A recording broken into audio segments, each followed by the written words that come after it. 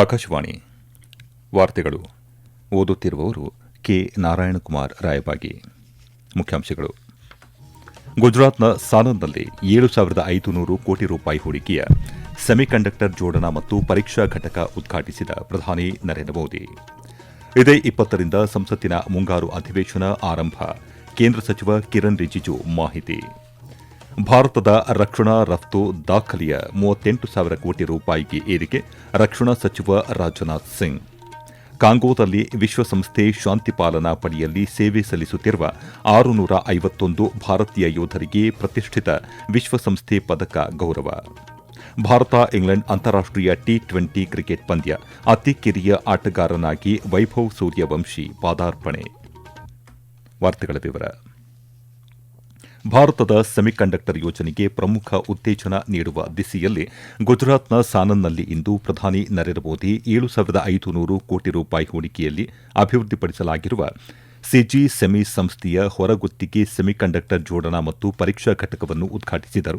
ಕಾರ್ಯಕ್ರಮದಲ್ಲಿ ಮಾತನಾಡಿದ ಪ್ರಧಾನಿ, ದೇಶದ 3ನೇ ಸೆಮಿಕಂಡಕ್ಟರ್ ಸ್ಥಾವರವಾಗಿರುವ ಈ ಘಟಕಕ್ಕೆ ತಾವು 2024ರಲ್ಲಿ ಶಂಕುಸ್ಥಾಪನೆ ನೆರವೇರಿಸಿದ್ದು 2025ರ ಆಗಸ್ಟ್ನಲ್ಲಿ ಚಿಪ್ಗಳ ಪರೀಕ್ಷೆ ಆರಂಭವಾಗಿತ್ತು ಎಂದು ಸ್ಮರಿಸಿದರು.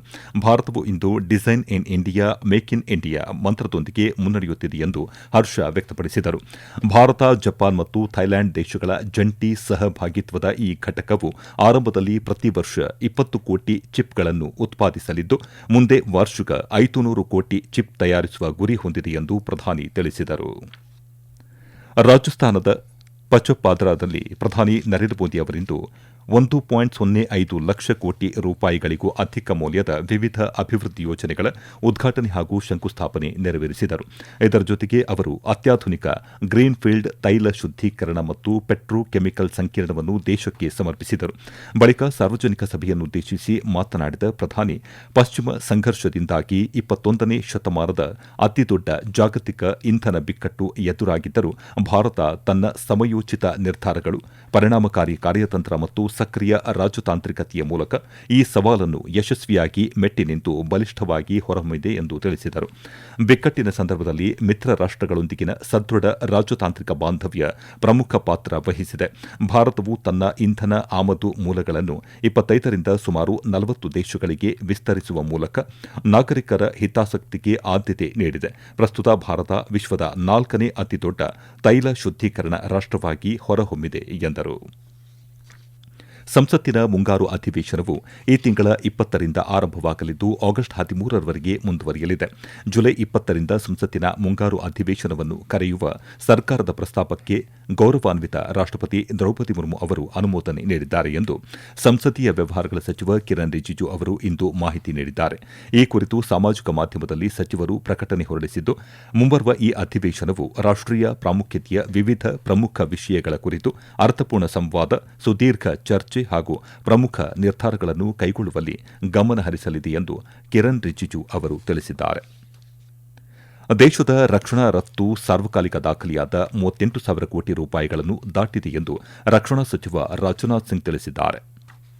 ನವದೆಹಲಿಯಲ್ಲಿ ಆಯೋಜಿಸಿದ್ದ ಕಾರ್ಯಕ್ರಮವೊಂದರಲ್ಲಿ ಮಾತನಾಡಿದ ಅವರು, 2013-14ರಲ್ಲಿ ಕೇವಲ 686 ಕೋಟಿ ರೂಪಾಯಿಗಳಷ್ಟಿದ್ದ ರಕ್ಷಣಾ ರಫ್ತು ಪ್ರಸ್ತುತ ಸುಮಾರು 57 ಪಟ್ಟು ವೃದ್ಧಿಸಿದೆ. ಇದು ಮೇಕ್ ಇನ್ ಇಂಡಿಯಾ ರಕ್ಷಣಾ ವೇದಿಕೆಗಳ ಮೇಲಿರುವ ಜಾಗತಿಕ ವಿಶ್ವಾಸವನ್ನು ಪ್ರದರ್ಶಿಸುತ್ತದೆ ಎಂದು ತಿಳಿಸಿದರು. ದೇಶದ ವಾರ್ಷಿಕ ರಕ್ಷಣಾ ಉತ್ಪಾದನೆಯೂ ಸಹ 2025-26ರ ಆರ್ಥಿಕ ವರ್ಷದಲ್ಲಿ 1.78 ಲಕ್ಷ ಕೋಟಿ ರೂಪಾಯಿಗಳ ಸಾರ್ವಕಾಲಿಕ ಗರಿಷ್ಠ ಮಟ್ಟವನ್ನು ತಲುಪಿದ್ದು, ಇದು 2014-15ರ ಅವಧಿಗೆ ಹೋಲಿಸಿದರೆ 3 ಪಟ್ಟು ಹೆಚ್ಚಾಗಿದೆ ಎಂದು ಸಚಿವರು ವಿವರಿಸಿದರು. ಮೇಕ್ ಇನ್ ಇಂಡಿಯಾ ಉಪಕ್ರಮದ ಯಶಸ್ಸನ್ನು ಒತ್ತಿ ಹೇಳಿದ ಅವರು, ಮೊಬೈಲ್ ಫೋನ್ ಉತ್ಪಾದನೆ, ಆಟೋಮೊಬೈಲ್ ರಫ್ತು, ಸ್ವದೇಶಿ ರೈಲ್ವೆ ಎಂಜಿನ್ಗಳ ತಯಾರಿಕೆ ಮತ್ತು ಡಿಜಿಟಲ್ ಮೂಲಸೌಕರ್ಯ ವಲಯಗಳಲ್ಲಿ ದೇಶವು ಸಾಧಿಸಿರುವ ಬೃಹತ್ ಪ್ರಗತಿಯನ್ನು ಉಲ್ಲೇಖಿಸಿದರು. ಈ ವಾರ್ತೆಗಳನ್ನು ಆಕಾಶವಾಣಿಯಿಂದ ಕೇಳುತ್ತಿದ್ದೀರಿ.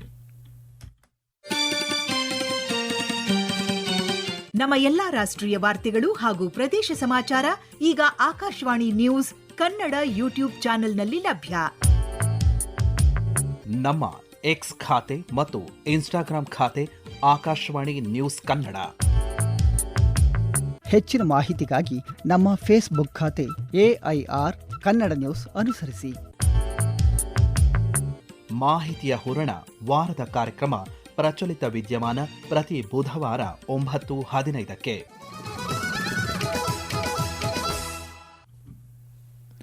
ದೇಶಕ್ಕೆ ಆಮದಾಗುವ ವಿದೇಶಿ ಆಟಿಕೆಗಳ ಪ್ರಮಾಣದಲ್ಲಿ ಗಣನೀಯ ಕುಸಿತ ಕಂಡುಬಂದಿದ್ದು, ಪ್ರಸ್ತುತ ದೇಶೀಯ ಆಟಿಕೆ ಮಾರುಕಟ್ಟೆಯ ಬಹುಪಾಲು ಬೇಡಿಕೆಯನ್ನು ಮೇಡ್ ಇನ್ ಇಂಡಿಯಾ ಉತ್ಪನ್ನಗಳೇ ಪೂರೈಸುತ್ತಿವೆ ಎಂದು ಕೇಂದ್ರ ವಾಣಿಜ್ಯ ಮತ್ತು ಕೈಗಾರಿಕಾ ಸಚಿವ ಪಿಯೂಷ್ ಗೋಯಲ್ ತಿಳಿಸಿದ್ದಾರೆ.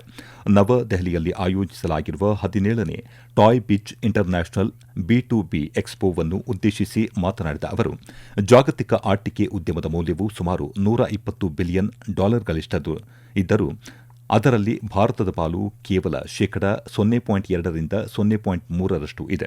ಹೀಗಾಗಿ ಈ ವಲಯದಲ್ಲಿ ದೇಶಕ್ಕೆ ವಿಸ್ತರಣೆಯಾಗಲು ಅಪಾರ ಅವಕಾಶಗಳು ಮತ್ತು ಸಾಮರ್ಥ್ಯಗಳು ಇವೆ ಎಂದರು. ದೇಶದ ಆಟಿಕೆ ತಯಾರಕರು ಸ್ವಾವಲಂಬನೆ ಸಾಧಿಸುವ ಮೂಲಕ ರಾಷ್ಟ್ರ ನಿರ್ಮಾಣಕ್ಕೆ ಗಣನೀಯ ಕೊಡುಗೆ ನೀಡುತ್ತಿದ್ದಾರೆ ಎಂದು ಸಚಿವರು ಶ್ಲಾಘಿಸಿದರು.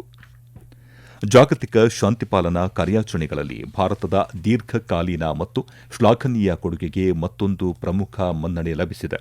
ಡೆಮಾಕ್ರಟಿಕ್ ರಿಪಬ್ಲಿಕ್ ಆಫ್ ಕಾಂಗೋದ ಸಾಕ್ಯೆನಲ್ಲಿ ಇರುವ ಖಾಯಂ ಕಾರ್ಯಾಚರಣೆ ನೆಲೆಯಲ್ಲಿ ನಡೆದ ಪದಕ ಪ್ರದಾನ ಪರೇಡ್ನಲ್ಲಿ ವಿಶ್ವಸಂಸ್ಥೆಯಡಿ ಸೇವೆ ಸಲ್ಲಿಸುತ್ತಿರುವ ಭಾರತೀಯ ಭೂಸೇನೆಯ 651 ಯೋಧರಿಗೆ ಪ್ರತಿಷ್ಠಿತ ವಿಶ್ವಸಂಸ್ಥೆ ಪದಕ ನೀಡಿ ಗೌರವಿಸಲಾಗಿದೆ. ವಿಶ್ವಸಂಸ್ಥೆಯ ಶಾಂತಿಪಾಲನಾ ಕಾರ್ಯಾಚರಣೆಯಡಿಯಲ್ಲಿ ಭಾರತೀಯ ಪಡೆಯ ವೃತ್ತಿಪರತೆ, ಕಾರ್ಯಾಚರಣೆಯ ಉತ್ಕೃಷ್ಟತೆ ಮತ್ತು ಸಮರ್ಪಿತ ಸೇವೆಯನ್ನು ಶ್ಲಾಘಿಸಿ ನಿನ್ನೆ ನಡೆದ ವಿಶೇಷ ಸಮಾರಂಭದಲ್ಲಿ ಈ ಪದಕಗಳನ್ನು ಪ್ರದಾನ ಮಾಡಲಾಯಿತು. ವಿದೇಶಿ ನೆಲದಲ್ಲಿ ಶಾಂತಿ ಸ್ಥಾಪನೆಗಾಗಿ ಭಾರತೀಯ ಸೈನಿಕರು ತೋರುತ್ತಿರುವ ಅಪ್ರತಿಮ ದಕ್ಷತೆಗೆ ಈ ಗೌರವ ಸಾಕ್ಷಿಯಾಗಿದೆ. ದೇಶದಲ್ಲಿ ಎಥೆನಾಲ್ ಉತ್ಪಾದನೆಯ ಮೂಲಗಳನ್ನು ವೈವಿಧ್ಯಗೊಳಿಸಿರುವುದು ಕಚ್ಚಾ ತೈಲ ಆಮದಿನ ಮೇಲಿನ ಅವಲಂಬನೆಯನ್ನು ಗಣನೀಯವಾಗಿ ಕಡಿಮೆ ಮಾಡಿದೆ ಎಂದು ಎಂಜಿನಿಯರ್ಸ್ ಇಂಡಿಯಾ ಲಿಮಿಟೆಡ್ನ ವ್ಯವಸ್ಥಾಪಕ ನಿರ್ದೇಶಕಿ ವರ್ತಿಕಾ ಶುಕ್ಲಾ ಅವರು ತಿಳಿಸಿದ್ದಾರೆ. ನವದೆಹಲಿಯಲ್ಲಿ ಆಯೋಜಿಸಲಾಗಿದ್ದ ಉದ್ಯಮ ತಜ್ಞರ ಜಂಟಿ ಪತ್ರಿಕಾಗೋಷ್ಠಿಯನ್ನುದ್ದೇಶಿಸಿ ಮಾತನಾಡಿದ ಅವರು, ಇತ್ತೀಚಿನ ಪಶ್ಚಿಮ ಏಷ್ಯಾದ ಬಿಕ್ಕಟ್ಟಿನ ಸಮಯದಲ್ಲಿ ದೇಶದ ಇಂಧನ ಭದ್ರತೆಗೆ ಎಥೆನಾಲ್ ಮಿಶ್ರಣವು ಪ್ರಮುಖ ರಕ್ಷಣಾ ಕವಚವಾಗಿ ಕಾರ್ಯನಿರ್ವಹಿಸಿದೆ ಎಂದು ವ್ಯಾಖ್ಯಾನಿಸಿದ್ದಾರೆ. ದೇಶಾದ್ಯಂತ ಗ್ರಾಹಕರಿಗೆ ಲಭ್ಯವಿರುವ ಒಟ್ಟು ಗ್ಯಾಸೋಲಿನ್ನಲ್ಲಿ ಶೇಕಡ 20ರಷ್ಟು ಎಥೆನಾಲ್ ಮಿಶ್ರಣ ಮಾಡುವ ಮೂಲಕ ಭಾರತವು ಕಚ್ಚಾ ತೈಲದ ಆಮದನ್ನು ಯಶಸ್ವಿಯಾಗಿ ಕಡಿತಗೊಳಿಸಿದೆ. ಇದು ಜಾಗತಿಕ ಬಿಕ್ಕಟ್ಟಿನ ಸಂದರ್ಭದಲ್ಲೂ ಭಾರತದ ಇಂಧನ ವಲಯದ ಮೇಲಾಗುವ ದುಷ್ಪರಿಣಾಮಗಳನ್ನು ತಗ್ಗಿಸಲು ನೆರವಾಗಿದೆ ಎಂದು ಅವರು ವಿವರಿಸಿದರು. ಜಾಗತಿಕವಾಗಿ ಎಥೆನಾಲ್ ಬಳಕೆಯ ಕುರಿತು ಮಾತನಾಡಿದ ವರ್ತಿಕಾ ಶುಕ್ಲಾ ಅವರು, ಭಾರತ ಮಾತ್ರವಲ್ಲದೆ ಕೆನಡಾ, ಅಮೆರಿಕ, ಬ್ರೆಜಿಲ್, ಪರಾಗ್ವೆ ಮತ್ತು ಜರ್ಮನಿ ಸೇರಿದಂತೆ ವಿಶ್ವದ ಹಲವು ಪ್ರಮುಖ ದೇಶಗಳು ಕಳೆದ ಹಲವು ವರ್ಷಗಳಿಂದ ವಿವಿಧ ಪ್ರಮಾಣದಲ್ಲಿ ಎಥೆನಾಲ್ ಅನ್ನು ಇಂಧನದಲ್ಲಿ ಯಶಸ್ವಿಯಾಗಿ ಮಿಶ್ರಣ ಮಾಡಿ ಬಳಸುತ್ತಿವೆ ಎಂದು ಮಾಹಿತಿ ನೀಡಿದರು. ಕಳೆದ ಫೆಬ್ರವರಿ 28ರಂದು ವೈಮಾನಿಕ ದಾಳಿಯಲ್ಲಿ ಹತರಾಗಿದ್ದ ಇರಾನ್ನ ಮಾಜಿ ಸರ್ವೋಚ್ಚ ನಾಯಕ ಅಯತೊಲ್ಲಾ ಸೈಯದ್ ಅಲಿ ಖಮೇನಿ ಅವರ 6 ದಿನಗಳ ಸರ್ಕಾರಿ ಅಂತ್ಯ ಸಂಸ್ಕಾರದ ವಿಧಿವಿಧಾನಗಳು ಇಂದು ಟೆಹರಾನ್ನಲ್ಲಿ ಲಕ್ಷಾಂತರ ಜನರ ಸಮ್ಮುಖದಲ್ಲಿ ಆರಂಭಗೊಂಡಿವೆ. ಟೆಹರಾನ್ನ ಗ್ರ್ಯಾಂಡ್ ಮೊಸಲ್ಲಾದಲ್ಲಿ ನಡೆದ ಶ್ರದ್ದಾಂಜಲಿ ಸಮಾರಂಭದಲ್ಲಿ ಇರಾನ್ ಅಧ್ಯಕ್ಷ ಮಸೂದ್ ಪೆಜೆಶ್ಕಿಯನ್ ಸೇರಿದಂತೆ ಹಿರಿಯ ರಾಜಕೀಯ ನಾಯಕರು ಮತ್ತು ಮಿಲಿಟರಿ ಕಮಾಂಡರ್ಗಳು ದಿವಂಗತ ನಾಯಕನಿಗೆ ಅಂತಿಮ ನಮನ ಸಲ್ಲಿಸಿದರು. ಈ ಮೆರವಣಿಗೆಯು ಮುಂದುವರೆದು ಇದೇ 9ರಂದು ಪವಿತ್ರ ನಗರವಾದ ಮಶಾದ್ನಲ್ಲಿ ದಫನ ಪ್ರಕ್ರಿಯೆಯೊಂದಿಗೆ ಮುಕ್ತಾಯಗೊಳ್ಳಲಿದ್ದು, ಇರಾನ್ನಲ್ಲಿ 40 ದಿನಗಳ ಸಾರ್ವಜನಿಕ ಶೋಕಾಚರಣೆ ಘೋಷಿಸಲಾಗಿದೆ. ಭಾರತ ಸರ್ಕಾರದ ಪರವಾಗಿ ಬಿಹಾರದ ರಾಜ್ಯಪಾಲರಾದ ಲೆಫ್ಟಿನೆಂಟ್ ಜನರಲ್ ಸೈಯದ್ ಅತಾ ಹಸ್ನೈನ್ ಮತ್ತು ವಿದೇಶಾಂಗ ವ್ಯವಹಾರಗಳ ರಾಜ್ಯ ಸಚಿವ ಪಬಿತ್ರ ಮಾರ್ಗರೆಟಾ ಅವರು ಈ ಸಮಾರಂಭದಲ್ಲಿ ಪಾಲ್ಗೊಂಡು ದೇಶದ ಪರವಾಗಿ ಅಂತಿಮ ಗೌರವ ಹಾಗೂ ಸಂತಾಪವನ್ನು ಸಲ್ಲಿಸಿದರು. ಭಾರತ ಮತ್ತು ಇಂಗ್ಲೆಂಡ್ ನಡುವಿನ 5 ಪಂದ್ಯಗಳ ಅಂತಾರಾಷ್ಟೀಯ T20 ಕ್ರಿಕೆಟ್ ಸರಣಿಯ 2ನೇ ಪಂದ್ಯ ಇಂದು ಇಂಗ್ಲೆಂಡ್ನ ಮ್ಯಾಂಚೆಸ್ಟರ್ನಲ್ಲಿ ನಡೆಯುತ್ತಿದೆ. ಟಾಸ್ ಗೆದ್ದು ಮೊದಲು ಬ್ಯಾಟ್ ಮಾಡುತ್ತಿರುವ ಭಾರತ ಇತ್ತೀಚಿನ ವರದಿಯಂತೆ 5.2 ಓವರ್ಗಳಲ್ಲಿ 1 ವಿಕೆಟ್ ನಷ್ಟಕ್ಕೆ 56 ರನ್ ಮಾಡಿ ಆಡುತ್ತಿದೆ. ಭಾರತೀಯ ಕ್ರಿಕೆಟ್ ಇತಿಹಾಸದಲ್ಲಿ ಇಂದು ಮತ್ತೊಂದು ದಾಖಲೆ ಸೃಷ್ಟಿಯಾಗಿದ್ದು, ಕೇವಲ 15 ವರ್ಷ 99 ದಿನಗಳ ಪ್ರಾಯದ ಯುವ ಬ್ಯಾಟರ್ ವೈಭವ್ ಸೂರ್ಯವಂಶಿ ಭಾರತೀಯ ಪುರುಷರ ಕ್ರಿಕೆಟ್ ತಂಡದ ಪರ ಅಂತಾರಾಷ್ಟೀಯ ಕ್ರಿಕೆಟ್ಗೆ ಪಾದಾರ್ಪಣೆ ಮಾಡಿದ್ದಾರೆ. ಕೊನೆಯಲ್ಲಿ ಮತ್ತೊಮ್ಮೆ ಮುಖ್ಯಾಂಶಗಳು. ಗುಜರಾತ್ನ ಸಾನನ್ನಲ್ಲಿ 7,500 ಕೋಟಿ ರೂಪಾಯಿ ಹೂಡಿಕೆಯ ಸೆಮಿಕಂಡಕ್ಟರ್ ಜೋಡಣಾ ಮತ್ತು ಪರೀಕ್ಷಾ ಘಟಕ ಉದ್ಘಾಟಿಸಿದ ಪ್ರಧಾನಿ ನರೇಂದ್ರ ಮೋದಿ. ಇದೇ 20ರಿಂದ ಸಂಸತ್ತಿನ ಮುಂಗಾರು ಅಧಿವೇಶನ ಆರಂಭ. ಕೇಂದ್ರ ಸಚಿವ ಕಿರಣ್ ರಿಜಿಜು ಮಾಹಿತಿ. ಭಾರತದ ರಕ್ಷಣಾ ರಫ್ತು ದಾಖಲೆಯ 38,000 ಕೋಟಿ ರೂಪಾಯಿಗೆ ಏರಿಕೆ. ರಕ್ಷಣಾ ಸಚಿವ ರಾಜನಾಥ್ ಸಿಂಗ್. ಕಾಂಗೋದಲ್ಲಿ ವಿಶ್ವಸಂಸ್ಥೆ ಶಾಂತಿ ಪಾಲನಾ ಪಡೆಯಲ್ಲಿ ಸೇವೆ ಸಲ್ಲಿಸುತ್ತಿರುವ 651 ಭಾರತೀಯ ಯೋಧರಿಗೆ ಪ್ರತಿಷ್ಠಿತ ವಿಶ್ವಸಂಸ್ಥೆ ಪದಕ ಗೌರವ. ಮತ್ತು ಭಾರತ ಇಂಗ್ಲೆಂಡ್ ಅಂತಾರಾಷ್ಟೀಯ ಟಿ20 ಕ್ರಿಕೆಟ್ ಪಂದ್ಯ ಅತಿ ಕಿರಿಯ ಆಟಗಾರನಾಗಿ ವೈಭವ್ ಸೂರ್ಯವಂಶಿ ಪಾದಾರ್ಪಣೆ. ಇಲ್ಲಿಗೆ ವಾರ್ತಾ ಪ್ರಸಾರ ಮುಕ್ತಾಯವಾಯಿತು. ನಮ್ಮ ಮುಂದಿನ ವಾರ್ತಾ ಪ್ರಸಾರ ನಾಳೆ ಬೆಳಗ್ಗೆ 7:05.